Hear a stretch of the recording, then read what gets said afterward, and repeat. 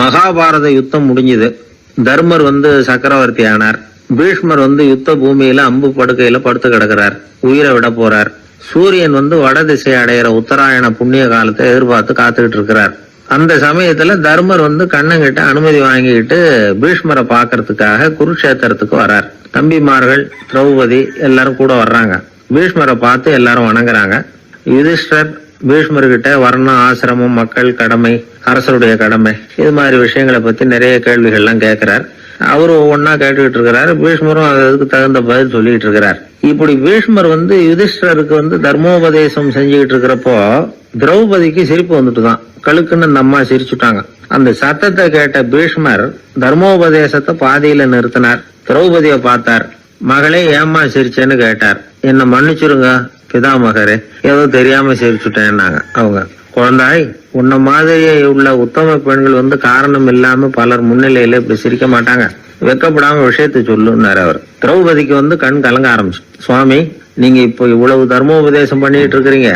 இத பாக்குறப்ப எனக்கு திடீர்னு ஒரு சந்தேகம் வந்துட்டுது. அதாவது இன்னைக்கு தர்மத்துக்கு இவ்வளவு சிறந்த விளக்கத்தை கொடுக்கிற இதே பிதாமகர் அன்னைக்கு கௌரவர் சபையில துச்சாதனன் என்ன மானபங்கப்படுத்த முயற்சி பண்ணினப்போ வாய் மூடி மௌனமா பாத்துக்கிட்டு சும்மா தானே இருந்தார். அந்த சமயத்துல இவ்வளவு ஞானத்தையும் எங்க விட்டு வச்சிருந்தார்? ஒருவேளை அதுக்கப்புறம் தான் இந்த தர்ம விஷயங்களை எல்லாம் கத்துக்கிட்டாரா அப்படின்னு யோசிச்சுட்டு இருக்கிறேன். அப்படி யோசிச்சப்போதான் அந்த சிரிப்பு வந்துட்டுது. என்ன மன்னிச்சிருங்க அப்படின்னாங்களாம். பிதாமகர் இதுக்கு அமைதியா பதில் சொல்ல ஆரம்பிச்சார். குழந்தாய், உன்னோட கேள்வி நியாயமானதுதான். இதுல உன்னை நான் மன்னிக்கிறதுக்கு என்னமா இருக்கு? துரியோதனன் சபையில நான் இருந்தப்போ எனக்கு அந்த அறிவு இருக்கதான் செய்தது. ஆனா துஷ்டனான துரியோதனன் உணவை நான் அப்ப சாப்பிட்டுக்கிட்டு இருந்தேன். அவன் போட்ட சாப்பாட்டை சாப்பிட்டுக்கிட்டு இருந்தேன். அது காரணமா என்னுடைய அறிவு மழுங்கி போச்சு. நல்லது கெட்டதை பத்தி ஆலோசிக்க முடியாம போயிட்டுது. தீயவர்கள் போடுற சாப்பாட்டை சாப்பிட்டா சாப்பிடுறவனுடைய மனமும் உடம்பும் கெட்டு போடும் அப்படின்னு சாஸ்திரம்லாம் சொல்லுது.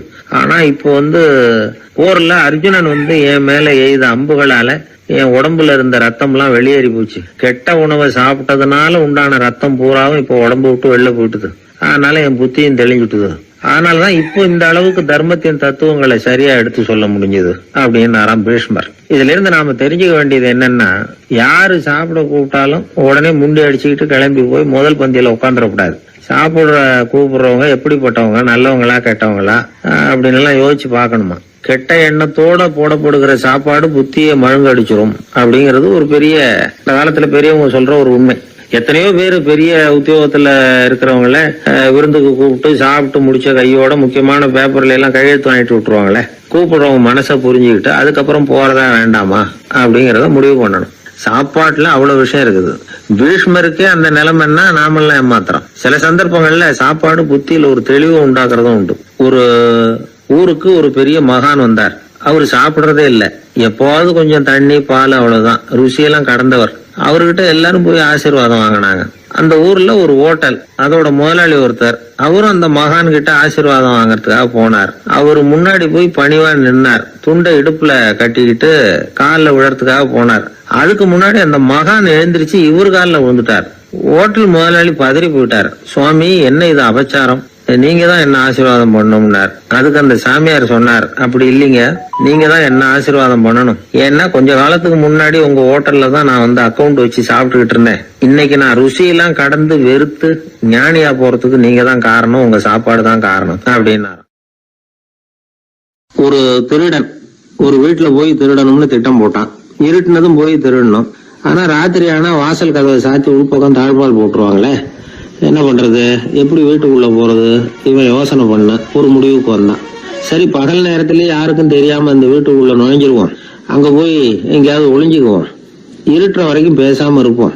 ராத்திரி எல்லாரும் தூங்கினதுக்கு அப்புறம் நைஸா போய் பீரோவை திறந்து இருக்கிறது பூரா எடுத்துக்கிட்டு ஓடியாந்துடலாம் அப்படின்னு திட்டம் போட்டான்.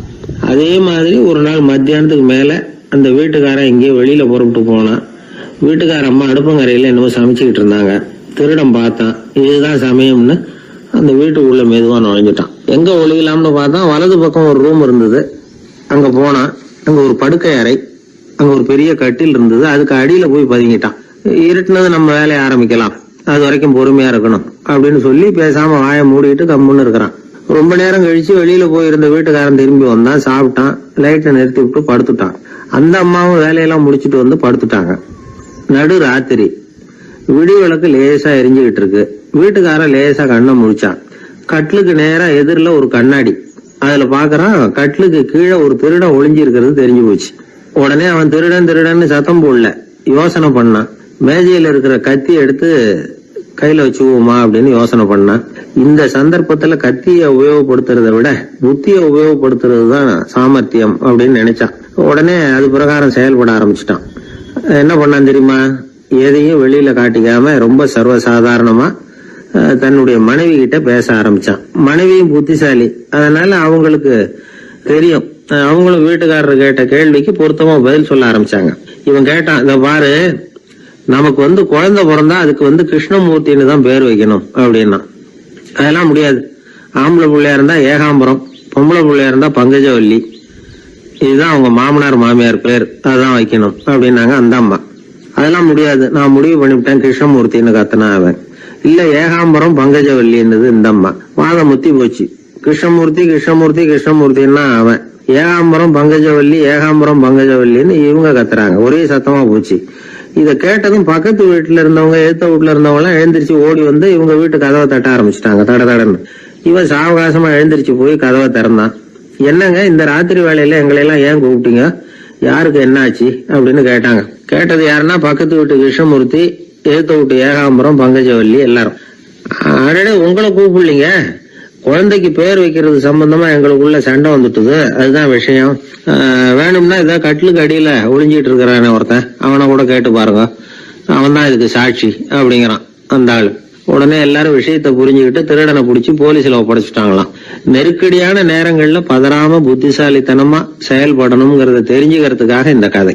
புத்திசாலித்தனமா செயல்படுற ஒரு குடும்ப தலைவி இருக்காங்க. அவங்க என்ன செய்வாங்க தெரியுமா?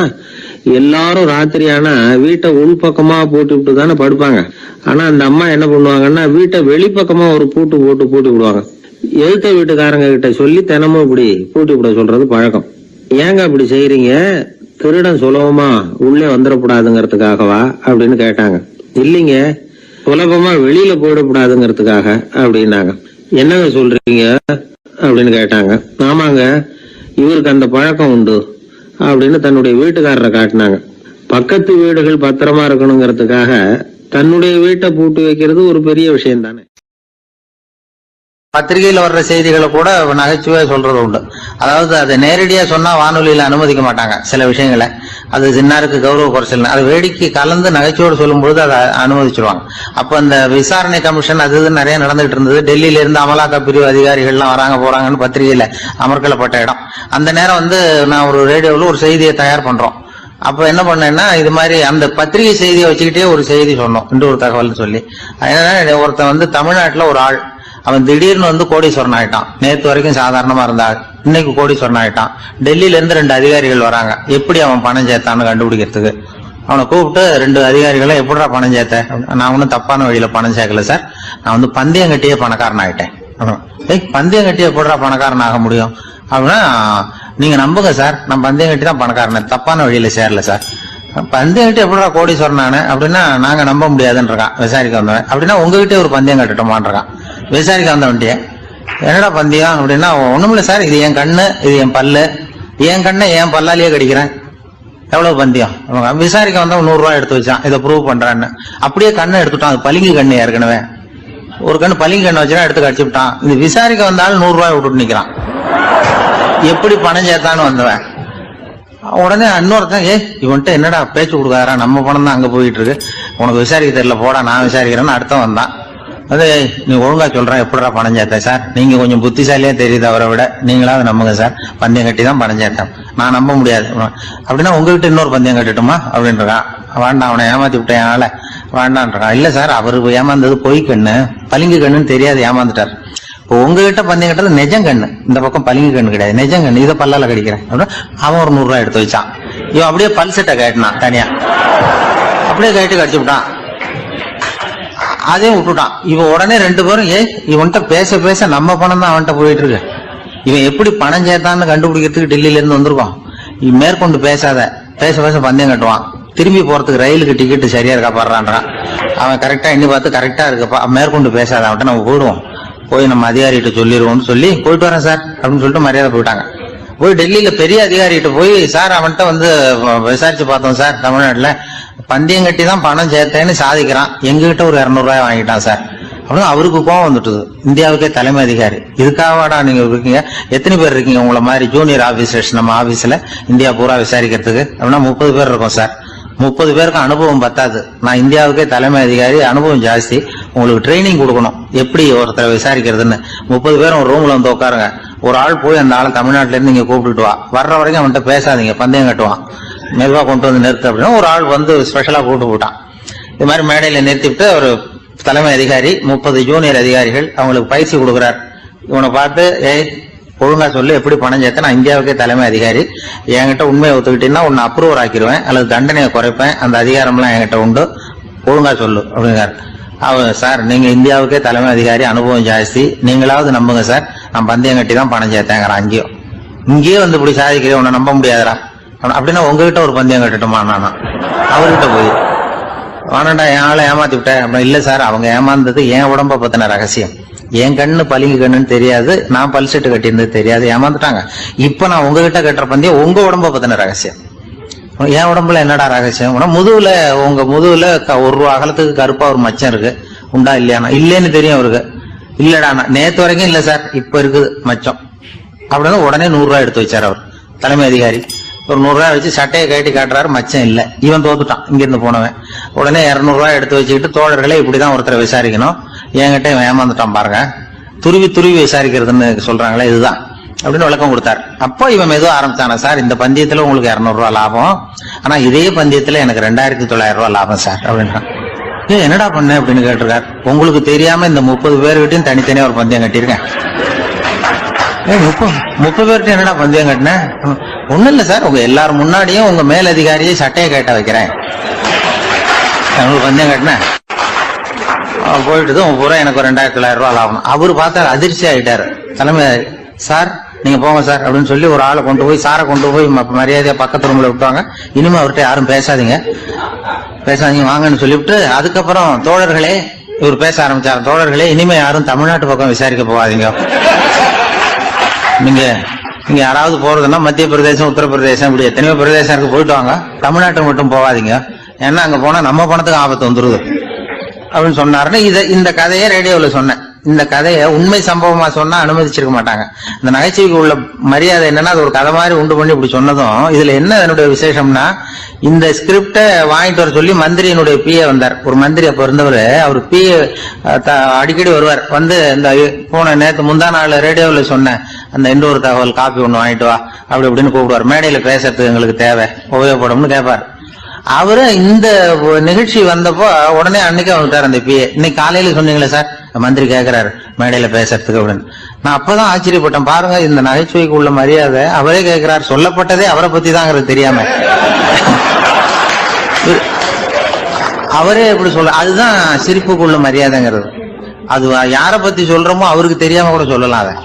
அப்படி இது உண்மையில நடந்த சம்பவம். அந்த மந்திரி, அந்த அமைச்சர் இப்ப இல்ல, உயிரோட எல்லாம் இப்ப இருந்து வாங்கிட்டு இருந்தார். ஒரு ஊர்ல ஒருத்தர் இருந்தான், ஏதோ ஒரு சின்ன அலுவலகத்துல வேலை பார்த்துக்கிட்டு இருந்தான், ரொம்ப ஏழை, வர்ற கொஞ்சம் வருமானத்தை வச்சு வாழ்க்கையை ஓட்டிக்கிட்டு இருந்தான். ஒரு நாள் தெரு வழியா அவன் நடந்து வந்துகிட்டு இருக்கிறான். தெருவில் ஒரு காசு கிடந்தது, அதை பார்த்துட்டான், அது குனிஞ்சு எடுத்தான். அது ஒரு பழங்கால காசு. அந்த காசு நடுவில் ஒரு துளை இருந்தது, அதாவது துளையிட்ட நாணயம். பழங்காலத்தில் புழக்கத்தில் இருந்த ஒரு நாணயம் அது. துளையிட்ட நாணயம் கிடைச்சதுன்னா ரொம்ப நல்லது, அது அதிர்ஷ்டம் அப்படின்னு ஒரு நம்பிக்கை உண்டு. இவன் கையில் அது கிடைச்சதும் ரொம்ப சந்தோஷப்பட்டான். இனிமே என்னுடைய கஷ்டம்லாம் தீரப்போகுது, அதிர்ஷ்டம் என்னை தேடி வரும், நான் பணக்காரன் ஆயிடுவேன் அப்படின்னு சொல்லிட்டு அந்த காசை தன்னுடைய கோட்டு பையில் பத்திரமா போட்டு வச்சுக்கிட்டான். அடிக்கடி அதை தொட்டு பார்த்துக்கிறது உண்டு, வெளியில் எடுக்க மாட்டான். இப்படியே கொஞ்ச காலம் ஆச்சு. அதுக்கப்புறம் என்னாச்சு தெரியுமா, நிஜமாவே அதிர்ஷ்டம் அவனை தேடி வர ஆரம்பிச்சுட்டுது. செல்வம் வந்து குவிஞ்சுது, பணம், பதவி, புகழ் எல்லாம் வந்து சேர்ந்தது.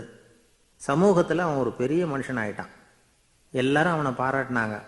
அவன் எதை தொட்டாலும் வெற்றி, எல்லாம் அந்த காசோட மகிமை அப்படின்னு அவன் மனசுக்குள்ள நினைச்சுக்கிட்டான். தினமும் காலையில் அந்த கோட்டை போட்டுக்கிட்டு தான் வெளியில் கிளம்புவான். புறப்படுறதுக்கு முன்னாடி கோட்டு பாக்கெட்டை தொட்டு பார்த்துக்குவான், உள்ள காசு இருக்கா அப்படிங்கிறத உறுதிப்படுத்திக்குவான். அதுக்கப்புறம் தான் வெளியில் கிளம்புவான். இப்படியே பல வருஷம் ஓடி போச்சு.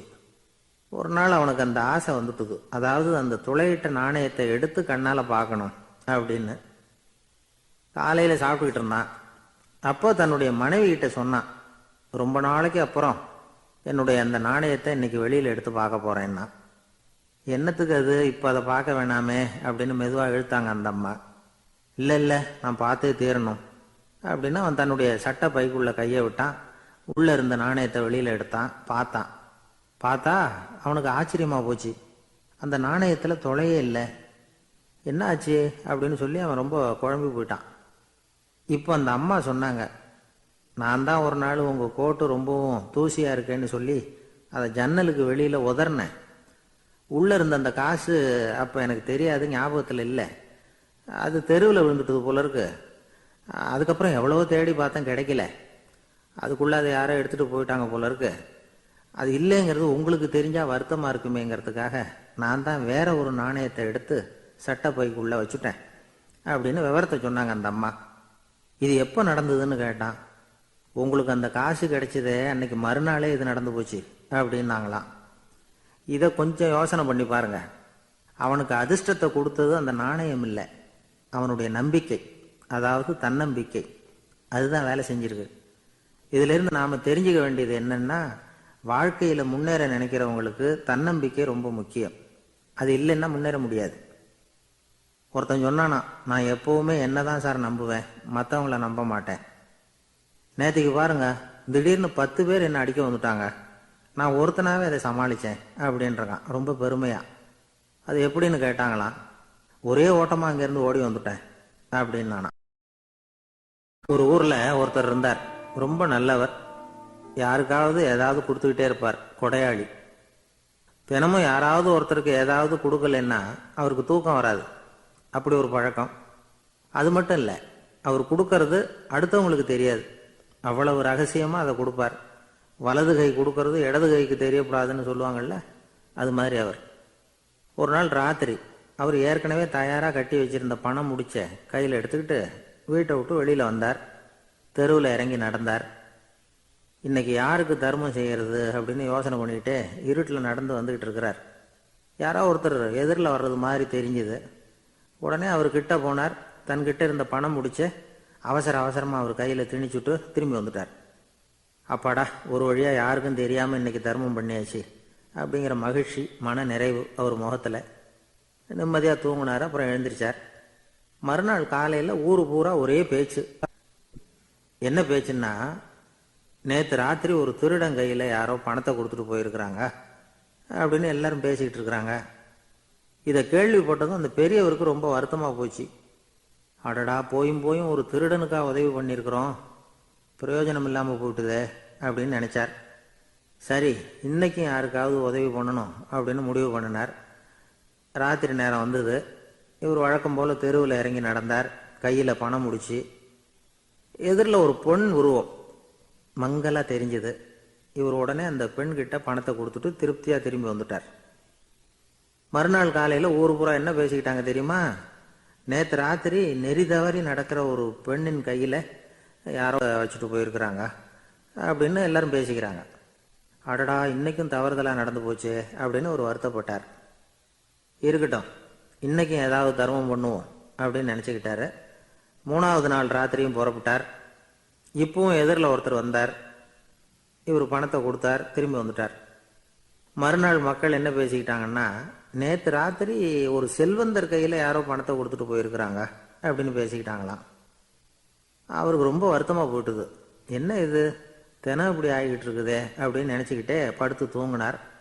அன்னைக்கு ராத்திரி ஒரு கனவு. அந்த கனவுல இறைவன் வந்து சொன்னாராம், இதோ பாருப்பா, நீ கொடுத்த தர்மம் வீணா போயிடல. உன்கிட்ட பணம் வாங்கின அந்த திருடன் திருந்திட்டான், அந்த பொண்ணும் திருந்திட்டா, அந்த செல்வந்தனும் கொடையாளி ஆயிட்டான், எல்லாருக்கும் உதவி பண்ண ஆரம்பிச்சுட்டான் அப்படின்னு சொன்னாராம். இந்த கதையை சொன்னவர் யாருன்னா நபிகள் நாயகம். இதில் உள்ள கருத்து என்னன்னா, நல்ல மனசோட தர்மம் பண்ணுனா அது வீணா போறதில்லை. இன்னொரு கருத்து, தர்மம் வந்து தன்னை மட்டுமல்ல அடுத்தவங்களையும் தீமையிலிருந்து காப்பாற்றும். இதுதான் நாம புரிஞ்சுக்க வேண்டியது. இந்த காலத்திலயும் இது மாதிரி சில சம்பவங்கள் நடக்கிறது உண்டு. ஒரு பெரியவர் இருட்டில் நடந்து வந்துகிட்டு இருந்தாரு. எதிரில் வந்த ஒருத்தன் வலுக்கட்டாயமா அவர் கையை பிடிச்சி ஒரு பண முடிப்பை கொடுத்து வச்சுக்க சொல்லிவிட்டு விலகி போயிட்டான். பெரியவருக்கு ஆச்சரியம், இந்த காலத்திலயும் இப்படி வலது கை கொடுக்கறது இடது கைக்கு தெரியக்கூடாதுன்னு நினைக்கிற கொடையாளிகள் உண்டு போல இருக்கு அப்படின்னு யோசனை பண்ணிக்கிட்டே நடந்தார். கொஞ்சம் தூரம் போயிருப்பாரு. அதுக்குள்ள அதே ஆள் திரும்பி வந்தான். கொடுத்த பண முடிப்பை திருப்பி கொடுங்க அப்படின்னு கேட்டு வாங்கிட்டான். இவருக்கு ஒன்றும் புரியல. ஏன் இப்படி பண்றேன்னார். அது ஒன்றும் இல்லைங்க, கொஞ்ச நேரம் இதை உங்ககிட்ட கொடுத்து வச்சிருந்தேன் அவ்வளவுதான் அப்படின்னா. ஏன்னு கேட்டார். என்னை பின்னாடி போலீஸ் தேடிக்கிட்டு வந்துகிட்டு இருக்குது, அதுதான் அப்படி பண்ணேன். இப்போ போயிட்டு இனிமே ஒன்றும் பயம் இல்லை அப்படின்னு சொல்லிவிட்டு அவன் பாட்டுக்கு நடந்து போறான். ஜெருசலேம் அங்க உள்ள ஒரு தேவாலயம். அதுல உள்ள பலிபீடத்தின் முன்னாடி ஒரு பெட்டி உண்டு. அது காணிக்கை பெட்டி. ஆலயத்துக்கு வர்றவங்க பிரார்த்தனை பண்ணிவிட்டு திரும்பி போற சமயத்துல அந்த பெட்டியில காணிக்கை போடுவாங்க. அவங்களால எவ்வளவு முடியுமோ அவ்வளவு போடுறது வழக்கம். அவங்கவுங்க வசதிக்கு தகுந்த மாதிரி போடுவாங்க. வசதி உள்ளவங்களா இருந்தாலும் சரி, வசதியே இல்லாத வறியவர்களா இருந்தாலும் சரி, ஆலய காணிக்கை பெட்டியில காசு போடுறது அவங்களுக்கு ரொம்ப பெருமையான ஒரு செயல். ஒரு சமயம் இயேசு தம்முடைய சீடர்களோடு அந்த ஆலயத்துக்கு வரார். அங்க உட்காந்து ரொம்ப நேரம் வழிபாடு பண்ணிட்டு இருக்கிறார். சீடர்களும் அந்த ஜபத்துல கலந்துக்கிட்டாங்க. வழிபாடு முடிஞ்சது. இயேசு உட்கார்ந்துருக்கிறார். காணிக்கை பெட்டியில காசு போடுறவங்கள கவனிக்கிறார். சீடர்களும் அதையே கவனிச்சுக்கிட்டு இருக்கிறாங்க. ரொம்ப பேர் வரிசையா வந்தாங்க. அவங்களால முடிஞ்ச அளவுக்கு காசு போட்டுட்டு அவங்க பாட்டுக்கு போய்கிட்டு இருக்கிறாங்க. வசதியானவங்க நிறைய பேர் வந்தாங்க. அதுக்கு மத்தியில் வயசான ஒரு அம்மா, அவங்களும் வந்து காசு போட்டுட்டு போறாங்க. இப்போ இயேசு தன்னுடைய சீடர்கள் பக்கம் திரும்பினார். ஒரு கேள்வி கேட்டார். இப்போ இந்த காணிக்கை பெட்டியில நிறைய பேர் வந்து காசு போட்டுட்டு போறத நீங்க கவனிச்சிங்க. இன்னைக்கு இந்த காணிக்கை பெட்டியில ரொம்பவும் அதிகமா காசு போட்டது யார் அப்படின்னு கேட்டார். முதல்ல வந்தார ஒரு பெரிய மனுஷன், அவர் தான் அதிகமா போட்டார் அப்படின்னாரு ஒருத்தர். மூணாவதா வந்தவர் தான் அதிகமா போட்டார், நான் கவனிச்சேன் அப்படின்னாரு இன்னொருத்தர். இப்படி ஆளுக்கு ஒரு விதமா சொல்றாங்க. கடைசியா இயேசு சொன்னாராம், இன்றைக்கு அந்த பெட்டியில அதிகமா காசு போட்டவங்க அந்த வயசான அம்மா தான் அப்படின்னாராம். சீடர்களுக்கு ஒன்றும் புரியல. அந்த அம்மா ரொம்ப ஏழையாச்சே, அவங்க எப்படி அதிகமா காணிக்கை செலுத்த முடியும் அப்படிங்கறது அவங்க சந்தேகம். இயேசு விளக்குனார். நிறைய பேர் வந்தாங்க, நிறையவே காசுகள் போட்டாங்க, அது உண்மைதான். ஆனாலும் அந்த அம்மா என்ன பண்ணாங்க கவனிச்சிங்களா? வந்தாங்க, தன்னுடைய காசு பைய திறந்தாங்க, அப்படியே கொட்டுனாங்க. அதுல இருந்தது ரெண்டு காசுகள் தான். அந்த 2 காசும் காணிக்கை பெட்டியில விழுந்துட்டுது. மற்றவங்கெல்லாம் தங்கள்கிட்ட இருந்த செல்வத்தின் ஒரு சிறு பகுதியை எடுத்து பெட்டியில போட்டாங்க. ஆனா இந்த அம்மா தன்கிட்ட என்ன இருந்ததோ அதை அப்படியே போட்டுட்டாங்க. தன்னுடைய பிழைப்புக்காக வச்சிருந்த அவ்வளவையும் இழக்கிறதுக்கு தயாராயிட்டாங்க. அவ்வளவு தாராள மனசு அவங்களுக்கு. அதனால அவங்க செலுத்தின காணிக்கை தான் அளவுல அதிகம் அப்படின்னார். விலை மதிப்பில்லாத முத்து புதையல் ஒருத்தனுக்கு கிடைக்க போகுதுன்னு வச்சுக்கோங்க.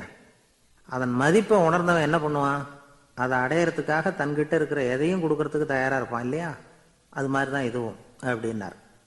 உலக மதிப்பீடுகளை துரும்பா தூசியா மதிச்சு அதையெல்லாம் உதறி விடுகிறவன் இறையருள் அப்படிங்கிற இணையில்லாத செல்வத்தை பெறுகிறான் அப்படிங்கிறது இதுல உள்ள கருத்து.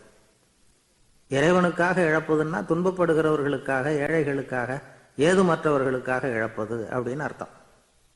உங்கள் அயலானுக்கு நீங்கள் என்ன உதவி செய்தாலும் அதை எனக்கே செய்கிறீர்கள் அப்படின்னு இயேசு சொல்லியிருக்கிறார்.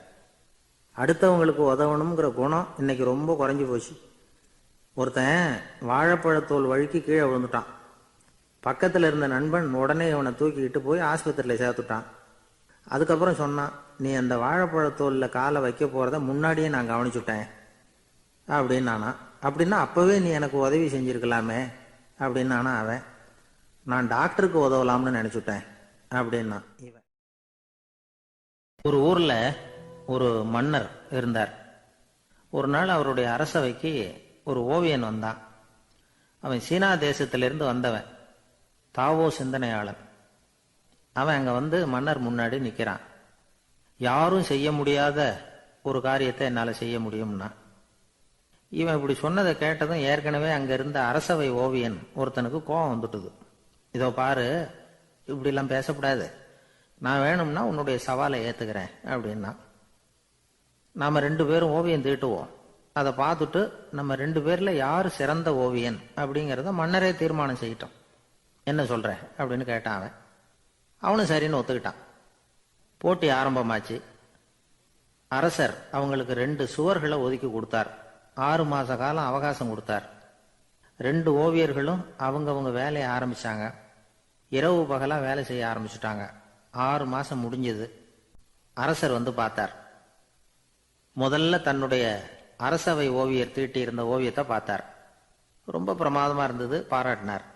இதோ பாரு, உன்னுடைய ஓவியம் அற்புதமா இருக்கு, உயிரோட்டம் உள்ளதா இருக்குது, கலையின் உச்சமே இதுதான், இதை விட சிறந்த ஒரு ஓவியத்தை வேற யாராலையும் படைக்க முடியாது அப்படின்னார்.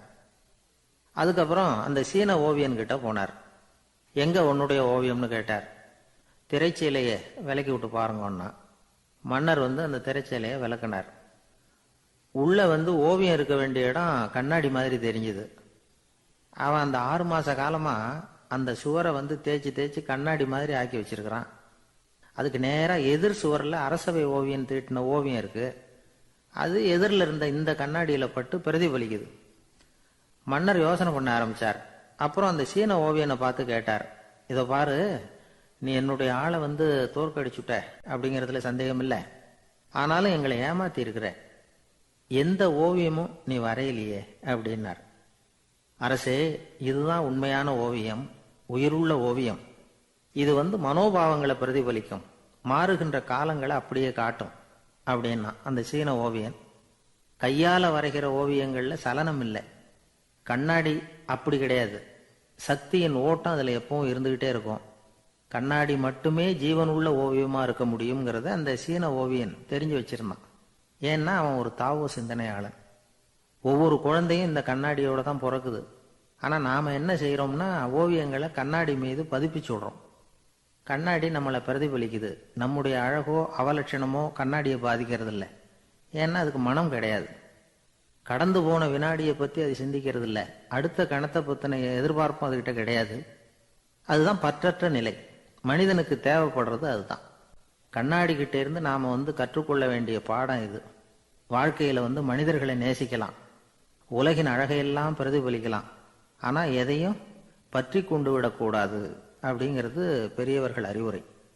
துயரம்ங்கிறது பற்றுக்களின் சாயை. கண்ணாடி முன்னாடி நிக்கிறப்போவெல்லாம் நமக்கு இந்த ஞாபகம் வரணுமா. ஒரு குடும்ப தலைவர் ஒரு நாள் காலையில விடிஞ்சு எழுந்திரிச்சதும் சத்தம் போட்டார். யார் இந்த கருங்குரங்கு படத்தை என் ரூம்ல கொண்டாந்து மாட்டி வச்சது அப்படின்னு கத்தினார்.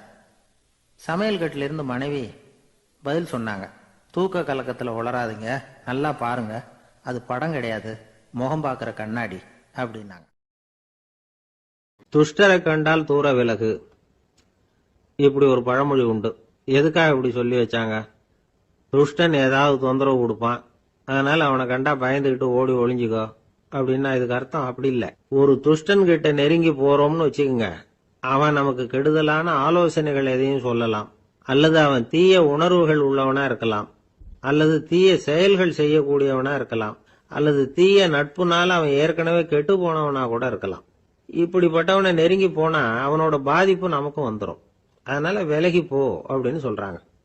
இதையே கொஞ்சம் விவரமா இப்ப பாப்போமே. இப்ப இந்த துஷ்டர்களை வந்து 4 வகையா பிரிக்கிறாங்க. இந்த 4 வகைக்கும் உதாரணம் வேணும்னா வேற எங்கேயும் போக வேண்டியதில்லை, மகாபாரதத்தை பார்த்தாவே போதும். அதுல இந்த 4 வகையான தீயோரும் வர்றாங்க. முதல் வகைக்கு உதாரணம் சகுனி.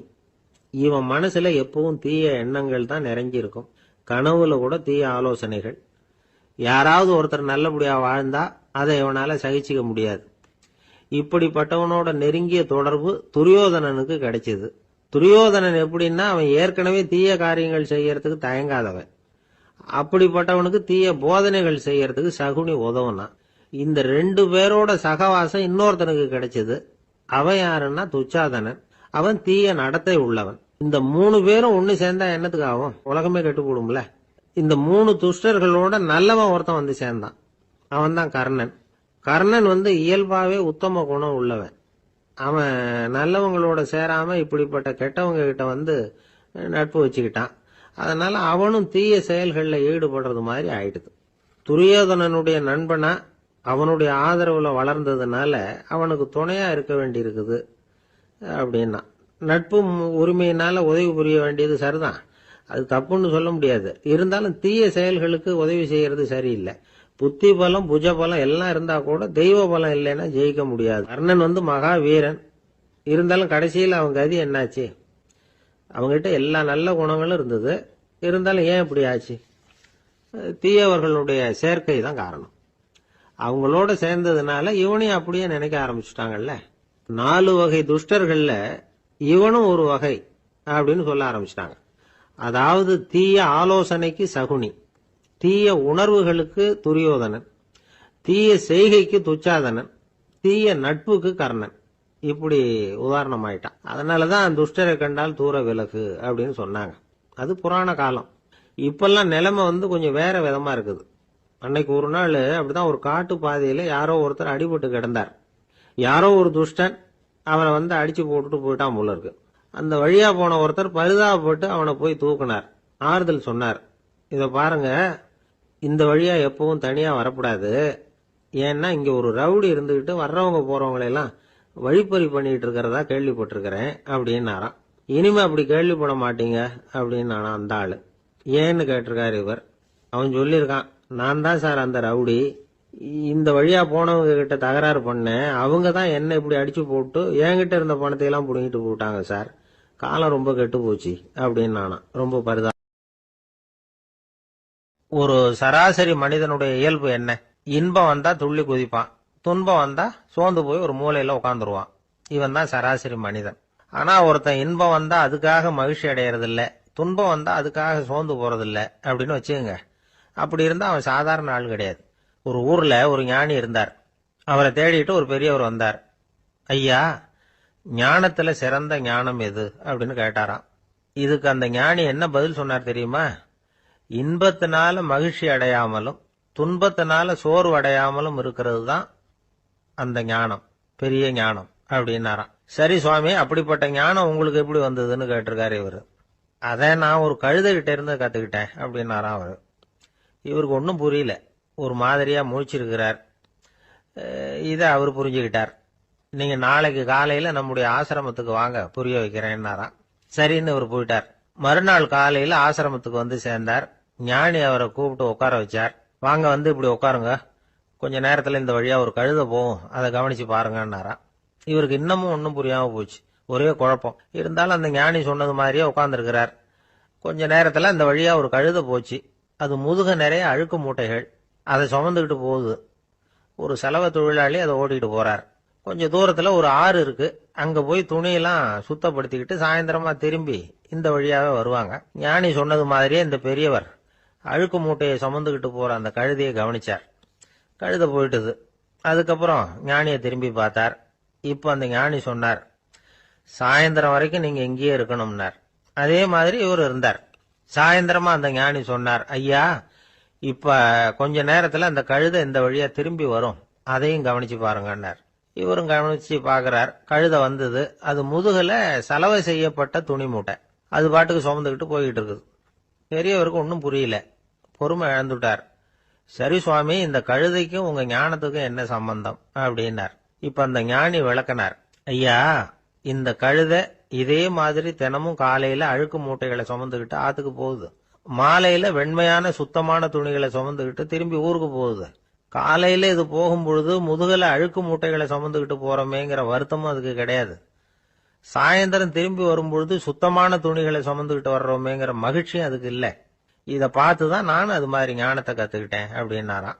அதனால யாரு கத்து கொடுக்கறாங்க அப்படிங்கறத விட எதை கத்துக்கிறோம் அப்படிங்கறது தான் முக்கியம். ஒரு சினிமா பாக்குறோம், ஒரு அருவி கொட்டுறது மாதிரி காட்சி வருது, தண்ணீர் வழியுது. படம் முடிஞ்சதும் பாத்தீங்கன்னா அந்த திரை என்ன நனைஞ்சு போயா இருக்கும். ஒரு தீப்பிடிச்சு எரியிற காட்சியை சினிமாவில் பாக்குறீங்க, காட்சி முடிஞ்சதும் அந்த வெண் திரையே கருகி போயா இருக்கும். படத்துல வர்ற தண்ணீரும் நெருப்பும் அந்த திரையை பாதிக்கிறது இல்ல.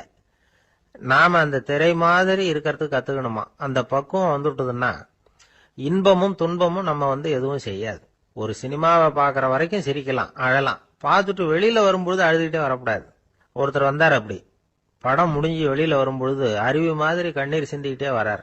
ஏன் சார் படம் அவ்வளவு சோகமா அப்படின்னு கேட்டார். இன்னொருத்தர், இல்ல சார், கூட்டம் ரொம்ப குறைச்சல் சார், மொத்தம் படம் பார்க்க வந்தவங்களே 15 பேர் தான் சார் அப்படின்னார் கண்ணீரை தொடச்சிக்கிட்டே. அதுக்கு நீங்க ஏன் சார் அழறீங்கன்னு கேட்டார் அவரு. இந்த படத்தோட தயாரிப்பாளரே நான் தான் சார் அப்படின்னாரா இவர். ஒரு அப்பாவுக்கு 2 பிள்ளைங்க. மூத்தவன் ரொம்ப அடக்கம். அப்பா எது சொன்னாலும் கேட்பான். பெரியவங்களுக்கு கீழ்ப்படிஞ்சு நடப்பான். இளையவன் அப்படி இல்லை. தான் நினைச்சதை தான் சொல்லுவான், செய்வான். அடுத்தவங்க சொல்றதை கேட்க மாட்டான், அடங்கி நடக்க மாட்டான். இந்த 2 பேர்ல யாரை உங்களுக்கு பிடிக்கும்? பெரியவனை தான் பிடிக்கும். ஏன்னா அவன் தான் சொல்ற பேச்சை கேட்கறவன் அப்படின்னு சொல்லுவீங்க. ஆனா ஒரு ஞானி என்ன சொல்றாரு தெரியுமா? ஒரு குழந்தை அதன் அறிவுக்காக மதிக்கப்பட வேண்டுமே தவிர அதனுடைய கீழ்ப்படியும் தன்மைக்காக அல்ல அப்படிங்கிறார். நம்ம குழந்தைகளை சுயமா சிந்திக்கிறதுக்கு நாம விடுறதில்ல. மற்றவங்களை பார்த்து காப்பி அடிக்கிறதுக்கு தான் நாம அவங்களுக்கு கற்றுக் கொடுக்குறோம். புகழ்பெற்ற மனிதர்கள் சிலருடைய பேரை சொல்லி நீயும் அவர் மாதிரி ஆகணும், இவர் மாதிரி ஆகணும் அப்படின்னு சொல்லிட்டே இருக்கிறோம். குழந்தைகள் தங்களுடைய தனித்தன்மையை வளர்த்துக்கிறதுக்கு நாம தடையா இருக்கிறோம். ஒரு குழந்தைகிட்ட அனாவசியமா நம்பிக்கையை வளர்த்துடக்கூடாது.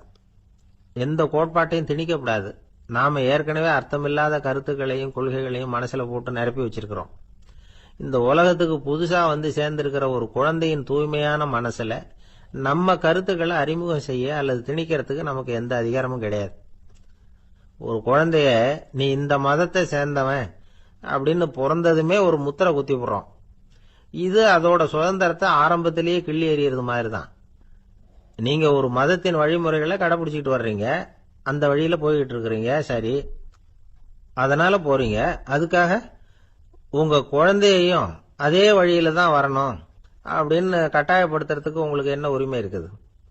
அந்த குழந்தை சுயமா சிந்திச்சு ஒரு முடிவுக்கு வரட்டுமே, அதுக்கு நீங்க ஏன் தடையா இருக்கிறீங்க? நமக்கு உண்மையிலேயே நம்ம குழந்தை மேல அன்பு இருந்தா இது மாதிரி திணிப்பு வேலைகளை செய்யக்கூடாது. திணிப்பு வேலைகள்ல இருந்து குழந்தைகளை காப்பாத்தினா போதும். அதுதான் ரொம்ப முக்கியம். அடுத்த தலைமுறை அற்புதமான தலைமுறையா உருவாகும். நாம தான் சாதி மத சங்கடங்கள்ல மாட்டிக்கிட்டு தவிக்கிறோம். அவங்களாவது சாதி மத வேறுபாடு இல்லாத சமுதாயத்தை பார்க்கட்டுமே, அந்த சௌகரியங்களை அனுபவிக்கட்டுமே. அதுக்கு நாம என்ன செய்யணும்னா ஒன்னும் செய்யாம இருந்தா போதும். ஒரு குழந்தைகிட்ட நம்ம கருத்தை திணிக்கும் பொழுது என்ன ஆகுது தெரியுமா? அது அவனை அவங்கிட்ட இருந்தே அப்புறப்படுத்தி விடுது. அவனுடைய தனித்தன்மையை அழிச்சுடுது. அவனை ஒரு எல்லைக்குள்ள திணிச்சுடுது. இதெல்லாம் அன்புங்கிற பேரால பெற்றோர்கள் செய்யற தப்பு. இதெல்லாம் கேட்டுக்கிட்டு இந்த காலத்துல அப்பா ஒருத்தர் சொன்னார், நான் கருத்துக்களை எல்லாம் என் பையன்கிட்ட திணிக்கிறது இல்லைங்க, ஆனா அதிகமா சாப்பிட சொல்லி கட்டாயப்படுத்துவேன் அப்படின்னார். உங்க வீட்டு சமையல் அவ்வளவு நல்லா இருக்குமான்னு கேட்டாங்க. நல்லா இருந்தா நான் ஏன் அவனை சாப்பிட சொல்லி கட்டாயப்படுத்த போறேன் அப்படி. ஒரு நீதிமன்றம், அங்க ஒரு கொலை வழக்கு சம்பந்தமா விசாரணை நடந்துகிட்டு இருக்குது. அந்த வழக்கறிஞர் ரொம்ப தீவிரமா வாதாடிக்கிட்டு இருக்கிறார். தன்னுடைய கட்சிக்காரர் நிரபராதிங்கிறது அவருக்கு நல்லா தெரியும். அதனாலதான் அவர் சார்பா வாதாடுறதுக்கே ஒத்துக்கிட்டார். அப்படி அவர் மும்முரமா வாதாடிக்கிட்டு இருக்கிற சமயத்துல அவசரமா தந்தி ஒண்ணு சேர்ந்தது. அதை வாங்கி படிச்சு பார்த்தார். அதுக்கப்புறம் அதை மடிச்சு தன்னுடைய கோட்டு பையில வச்சுக்கிட்டு தொடர்ந்து வாதாட ஆரம்பிச்சிட்டார். பேசி முடிச்சாரு. அதுக்கப்புறம் அங்க கோர்ட்ல இருந்த சக வக்கீல்கள் அவர்கிட்ட வந்தாங்க. தந்தி ஒண்ணு வந்ததே, என்ன விஷயம் அப்படின்னு விசாரிச்சாங்களாம். அப்போ அவர் சொல்லியிருக்கிறார், ஊர்ல சிகிச்சைக்காக போயிருந்த என்னுடைய மனைவி இறந்து போனதா தந்தி வந்திருக்குது அப்படின்னாராம். மற்ற வக்கீல்களுக்கு அதிர்ச்சி. என்னங்க இது, மனைவி இறந்ததை விட கேஸ் முக்கியமா உங்களுக்கு அப்படின்னு கேட்டிருக்கிறாங்க. இறந்து போன என் மனைவி மறுபடியும் திரும்பி வர போறதில்ல, ஆனா என்னுடைய கட்சிக்காரர் ஒரு கொலை வழக்குல மாட்டிக்கிட்டார், அவரோ நிரபராதி, அவர் உசுரை நான் காப்பாற்ற வேணாமா, இதுதான் என்னுடைய கடமை அப்படின்னாராம். இப்படி இவர் சொன்னதும் எல்லாரும் அப்படியே திகைச்சு போய் நின்னுட்டாங்களாம். சரி, கடமைக்கு முக்கியத்துவம் கொடுத்த அந்த வழக்கறிஞர் யார் தெரியுமா? அவர் தான் இரும்பு மனிதர் சர்தார் வல்லபாய் பட்டேல். குஜராத் மாநிலத்தில் 1875 அக்டோபர் 31 அன்றைக்கு ஜாவேரி பாய் அப்படிங்கிறவருக்கு 4வது பிள்ளையா அவர் பிறந்தாராம். இந்த ஜாவேரி பாய் யார் தெரியுமா? ஜான்சி ராணி லட்சுமி பாய் போர் படையில ஒரு வீரரா பணிபுரிஞ்சவர். இளம் வயசுல வல்லபாய் படேல் ரொம்ப சிரமப்பட்டு படிச்சிருக்கார். விடாமுயற்சி வெற்றியை கொடுத்தது. கல்லூரியிலையும் காலடி வச்சார். அதுக்கப்புறம் வக்கீல் பட்டத்தையும் வாங்கினார். பிரிட்டிஷ் ஆட்சி நடந்துகிட்டு இருந்த சமயம் குஜராத்தை சேர்ந்த பர்டோலி தாலுகாவில் விவசாயிகள் மேல அரசாங்கம் திடீர்னு நிலவரிய வசதி விட்டுதான். ஏழை விவசாயிகள் ரொம்ப கஷ்டப்பட்டிருக்காங்க. அரசாங்கம் வரி செலுத்தாத விவசாயிகளின் நிலங்களை எல்லாம் ஜப்தி செஞ்சுதான். அரசாங்கத்தை எதிர்க்கிறவங்களையெல்லாம் கைது பண்ணி சிறையில் அடைச்சுட்டாங்களாம். சில பேர் வீடு வாசல் ஆடு மாட்டையெல்லாம் விற்று கூட வரி கட்ட வேண்டிய நிலைமைக்கு ஆளாயிட்டாங்க. வழக்கறிஞர் வல்லபாய் படேல் நில வரியை உடனே ரத்து பண்ணணும் அப்படின்னு பம்பாய் கவர்னருக்கு ஒரு கடிதம் எழுதினார். எந்த பலனும் இல்லை. உடனே எல்லா விவசாயிகளையும் அணி திரட்டினார். அதுக்கு தானே தலைமை தாங்கினார். சத்தியாகிரகம் நடத்தினார். அந்த பகுதியில் எந்த வேலையும் நடக்கல. வேற வழி இல்லை. ஆட்சியாளர்கள் உடனே வரியை ரத்து பண்ணாங்க. சிறையில் இருந்தவங்களெல்லாம் வெளில விட்டாங்க. 1928 ஆகஸ்ட் 6 சர்க்காருக்கும் விவசாயிகளுக்கும் இடையில ஒரு உடன்பாடு ஏற்பட்டது. அதுக்கப்புறம் தான் நிலைமை சரியா போச்சான். வல்லபாய் பட்டேலின் பொது சேவையை பாராட்டின பொதுமக்கள் அவருக்கு சர்தார் அப்படிங்கிற பட்டத்தை கொடுத்தாங்களாம். சர்தார்னா தலைவர் அல்லது தளபதினு அர்த்தம். இரும்பு மனிதர்னு இவருக்கு பேர். இருந்தாலும் நகைச்சுவை உணர்வும் இவருக்கு நிறைய உண்டு. ஒரு தடவை ஒரு பத்திரிகை நிருபர் வந்திருக்கார். சர்தார் பட்டேல் கிட்ட அவருக்கு பிடிச்ச பண்பாடு கலாச்சாரம் எது அப்படின்னு கேட்கணும்னு ஆசை. அதனால அவரை பார்த்து கேட்டாராம், ஏங்க உங்களுக்கு பிடிச்ச கல்ச்சர் எது அப்படின்னு கேட்டிருக்கார். இதுக்கு சர்தார் பட்டேல் சொன்ன பதில் என்ன தெரியுமா? எனக்கு பிடிச்ச கல்ச்சர் அக்ரிகல்ச்சர் அப்படின்னு. ஒருத்தர் குதிரை ரேஸுக்கு போனார். பணம் கட்டினார், தோத்து போயிட்டார். மறுபடியும் போனார், பணம் கட்டினார், தோத்து போனார். அடுத்த தடவையும் பணம் கட்ட போனப்போ அவரை தடுத்து கேட்டோம், ஏன் சார் ஏற்கனவே விட்டது போதாதா, இன்னமும் இருக்கிறத விடணுமா அப்படின்னு கேட்டோம். விட்டதையெல்லாம் மொத்தமா எடுக்க வேணாமா சார், அதுக்காக தான் தொடர்ந்து பணம் கட்டுறேன்னாரு அவரு. இவரை திருத்துறது ரொம்ப கஷ்டம். இது ஒரு மனநோய். மனநோய்கள்ல பல வகை உண்டு. மனநோய்கள் பிரிவு அட்டவணையில சூதாட்டம்ங்கிறது அவதியுறும் நோய் அப்படிங்கிற தலைப்புல வருது. சூதாட்டம் 2 வகைப்படும்னு சொல்றாங்க உளவியல் நிபுணர்கள். ஒரு வகை எப்படின்னா, நண்பர்களோட சேர்ந்துகிட்டு மகிழ்ச்சியும் கிளர்ச்சியும் அடையறதுக்காக ஈடுபடுறது. பிரச்சனைகளை தீர்க்கறதுல ஒரு ஆர்வம். கேளிக்கைக்காக கொஞ்சம் விட்டு பிடிக்கிறது அப்படிங்கிற மனுஷனுடைய அடி மனசுல உள்ள விபரீத பிணைய சுபாவம், இதெல்லாம் அதுக்கு காரணம். இன்னொரு வகை எப்படின்னா, சூதாட்டத்தில் ஈடுபட்டு ஒரு கட்டாய நிலைமைக்கு ஆளாயிடுறது. ஈடுபடு அப்படின்னு மனசு ஒரு வெறித்தன்மையை தூண்டிக்கிட்டே இருக்கும். இப்படிப்பட்டவங்களுக்கு நாம தோத்துக்கிட்டு இருக்கோம்ங்கிறது தெரியும். நாம ஜெயிக்கிறதுக்கான சந்தர்ப்பம் இல்லைங்கிறதும் தெரியும். இதனால நமக்கும் கஷ்டம், நம்ம சுத்தி இருக்கிறவங்களுக்கும் கஷ்டங்கிறதும் புரியும். அப்படி இருந்தும் சூதாடுவாங்க. இதுக்கு காரணம் சூதாடியின் பகற்கனவு அப்படிங்கிறாங்க நிபுணர்கள். இந்த நிலைமைக்கு கட்டாய சூதாட்டம் அல்லது நிர்பந்த சூதாட்டம் அப்படின்னு பேர் வச்சிருக்கிறாங்க. இப்படிப்பட்ட ஆசாமி இருக்கிறது பூரா விட்டுருவான், கடன் வாங்குவான், திருடுவான். இருந்தாலும் என்னைக்காவது ஒரு நாள் ஜெயிச்சிருவேன் அப்படின்னு சொல்லிக்கிட்டே இருப்பான். விட்டதை எடுத்துருவேங்கிற ஒரு நம்பிக்கை சுடர் அவனுக்குள்ள எரிஞ்சுக்கிட்டே இருக்கும். இவனை மனநோயாளி அப்படின்னு சொல்லிட முடியாதான்.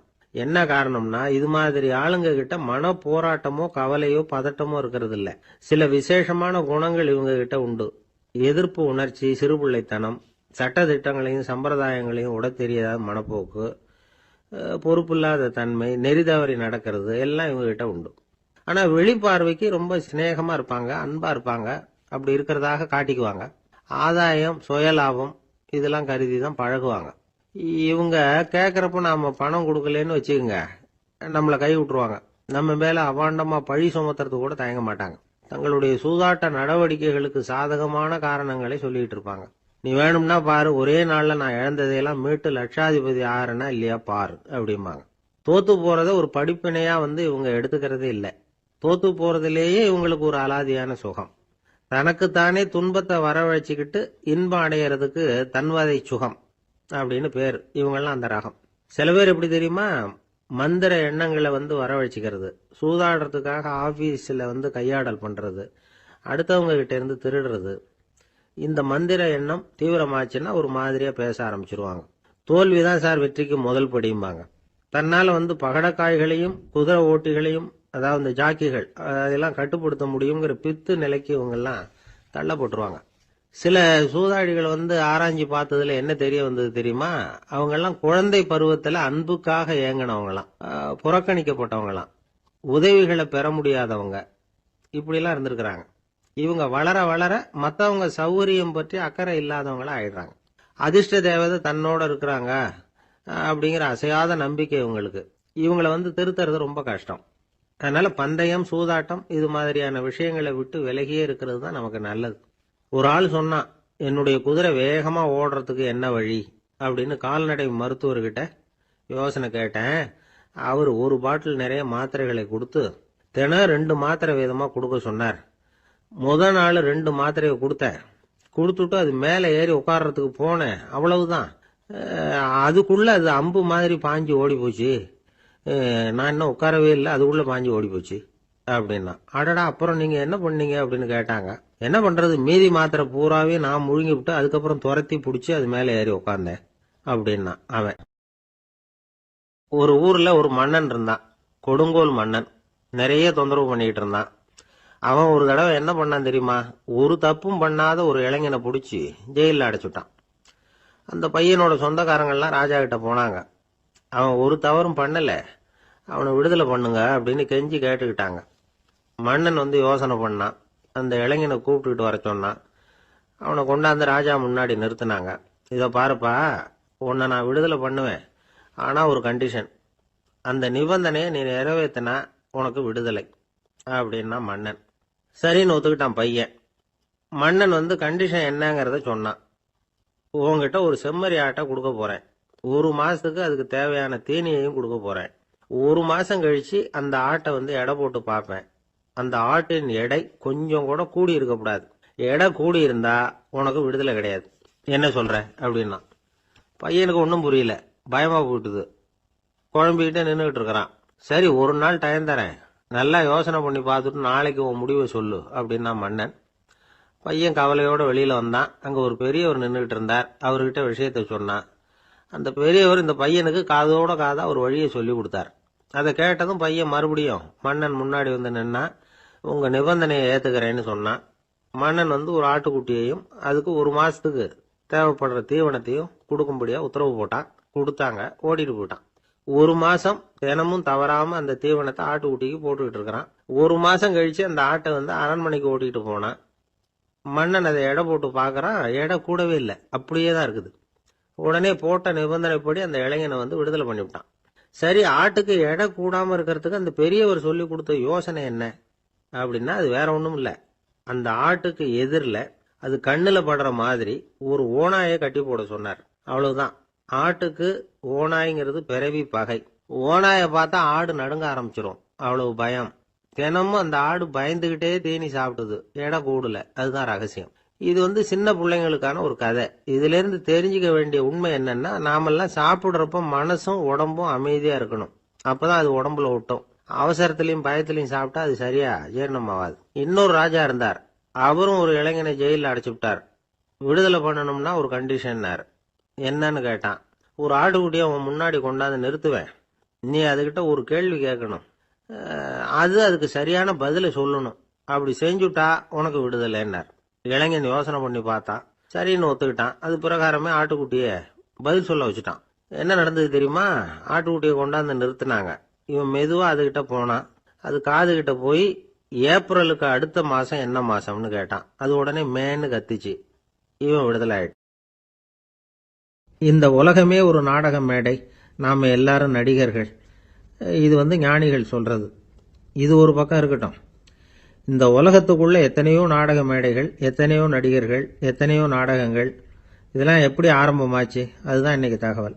அதாவது ஆதி மனிதன் பேச ஆரம்பிக்கிறதுக்கு முன்னாடி சைகையாலேயே எல்லாத்தையும் சொல்லிட்டு இருந்தான். அதனால அப்பவே நடிப்பு ஆரம்பமாயிட்டுது. முதல்ல ஒரு வேட்டையத்தான் அவன் நடிச்சு காட்டியிருப்பான். இவன் எப்படி போனான், எதிரில் மிருகம் எப்படி வந்தது, அதோட எப்படி சண்டை போட்டான், எப்படி அடிச்சு கொண்டுகிட்டு வந்தான், இதை அப்படியே மற்றவங்களுக்கு நடிச்சு காட்டியிருப்பான். ஏன்னா மொழி கிடையாது. இந்த காலத்துல எல்லாம் நாடகங்களில் நடிக்கிறவங்கள நடிகர்கள்ங்கிறோம். ஒரு காலத்தில் இவங்களுக்கு என்ன பேர் தெரியுமா? திஸ்பியர்கள் அப்படின்னு பேராம். இதுக்கு காரணம் உண்டு. அதாவது 2000 வருஷத்துக்கு முன்னாடி கிரீஸ் நாட்டில் திசிபியஸ் அப்படின்னு ஒரு ஆள் இருந்தான். அவன் ஒரு பெரிய நாடக கலைஞன். அவன் சில இளைஞர்களை சேர்த்துக்கிட்டான், பயிற்சி கொடுத்தான், நாடக குழுவை உருவாக்கினான். நடிகர்களையும் நாடகத்துக்கு தேவையான பொருள்களையும் ஏற்றிக்கிட்டு போகிறதுக்கு ஒரு வண்டியையும் தயார் பண்ணான். அந்த வண்டியிலேயே அவன் கிரேக்க நாடு பூராவும் சுற்றினான். ஊர் ஊராக நாடகம் போட்டான். ஒரு ஊருக்கு போனதும் அங்கே நாடகம் நடத்த தியேட்டர் இருக்கா அப்படிங்கன்னெல்லாம் பார்க்கறதில்ல அவன். ஏன்னா அப்போலாம் தியேட்டர்னா என்னென்ன தெரியாது. நாடகம்னா அது ஒரு மூடிய கொட்டைக்குள்ளே தான் நடத்தணுங்கிறது அப்போ யாருக்குமே தோணலை. இந்த வண்டி போகும், அதுவே ஒரு பகுதி அப்படியே ஒரு மேடை மாதிரி விரிச்சுக்கும். அதில் ஏறி நின்றுக்கிட்டு நாடகத்தை நடித்து காட்டுவாங்களாம். மக்கள்லாம் எதிரில் தரையில் உட்காந்து அதை பார்த்துக்கிட்டு இருக்கிறது. உலகத்தின் முதல் நடமாடும் தியேட்டர் இதுதானா. இந்த திசைபிஎஸ் தான் முதலாக உலகத்தில் நாடகம்ங்கிற பொழுதுபோக்கை நடத்தி காட்டினவன் அப்படின்னு சொல்கிறாங்க. அவன் சொந்தமாக நாடகம் எழுதுனா, நடித்தான், நாடகத்தை இயக்கினான். அதனால தான் அவனை வந்து first man of the theatre அப்படின்னு சொல்லுவாங்க. அவன் தான் நாடக மேடையின் முன்னோடி. கிரேக்கர் காலத்திலேயே நாடக ஆசிரியர்கள், நடிகர்கள், ரசிகர்கள் இவங்கெல்லாம் உருவாயிட்டாங்களாம்.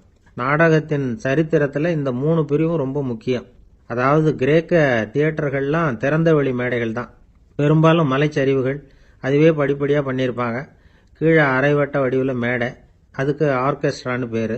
பிற்காலத்தில் இதில் உட்காந்து இசைக்குழுவினர் வந்து வாய்ச்சதுனால இசைக்குழுவுக்கே ஆர்கெஸ்ட்ராங்கிற பேர் வந்துட்டுது. இப்போ கிரேக்க தியேட்டர்களில் ஒன்று, அதோட காலம் வந்து கிமு 340. அதை இன்னமும் பாதுகாத்து வச்சிருக்கிறாங்களாம். எபிடாரஸ் அப்படிங்கிற இடத்துல அது இருக்குதான். இன்னமும் அந்த தியேட்டரை பயன்படுத்திக்கிட்டு வர்றாங்களாம். சிறந்த கிரேக்க நாடகங்கள்லாம் அங்கே நடிக்கிறாங்களாம். ஆரம்ப காலத்திலேயே கட்டணம் கிடையாது. அப்புறம் பின்னாடி தான் நுழைவு கட்டணம்லாம் அப்படியே வந்துட்டு தான். நடிகர்கள் வந்து பளபளப்பான ஆடைகள் உடுத்தியிருப்பாங்களாம். இந்த குதிகால் உயர்ந்த காலணிகள் போட்டிருப்பாங்களாம். இதெல்லாம் பழைய குறிப்புகள். பலவிதமான உருவங்களில் மாஸ்க் அப்படின்னு சொல்லப்படுற முகமூடி. அதனால் ஒரே நடிகர் பல வேடங்களில் நடிக்கிறது உண்டான். ஆரம்பத்தில் பெண் நடிகர்கள் கிடையாது, எல்லாம் ஆண் நடிகர்கள் தான். ரோமானியர்கள் தான் முதல் நிரந்தர நாடக மேடையை கட்டினவங்க. அதுதான் முதல் தியேட்டர். கிமு 1048 காலகட்டத்தில் பாம்பிங்கிற நகரத்தில் அதை கட்டியிருக்கிறாங்களாம். கிரேக்க ரோமானிய தியேட்டர்களின் அடிப்படையிலேயே இந்த இத்தாலிய வடிவ அமைப்பாளர்கள் இந்த குதிரை லாட வடிவில் ஒரு ஆடிட்டோரியத்தை உருவாக்கினாங்களாம். இப்படி அதை பற்றி நிறைய தகவல் இருக்குது. 1576 லண்டனில் இந்த வின்ஸ்பர்ரி, அப்புறம் இந்த பில்ட்ஸில், அப்புறம் ஜேம்ஸ் இப்படிங்கிற ஒரு முயற்சியால் தான் இங்கிலாந்தில் முதல் தியேட்டர் உருவாச்சான். அப்படி ஒருத்தர் இருந்தாராம். உலக நாடக மேடையின் வரலாறு இதுதான். அதாவது இப்பெல்லாம் அறிவியல் வளர்ச்சி அதிகமாயிட்டுது. திரைப்படம், தொலைக்காட்சி எல்லாம் வந்தாச்சு. ஒவ்வொரு வீடுமே ஒரு குட்டி தியேட்டர் மாதிரி ஆயிட்டுது.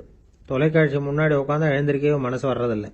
ஒரு அம்மா ஒரு மனோதத்துவ டாக்டரை தேடிட்டு வந்தாங்களாம் இந்த காலத்தில்.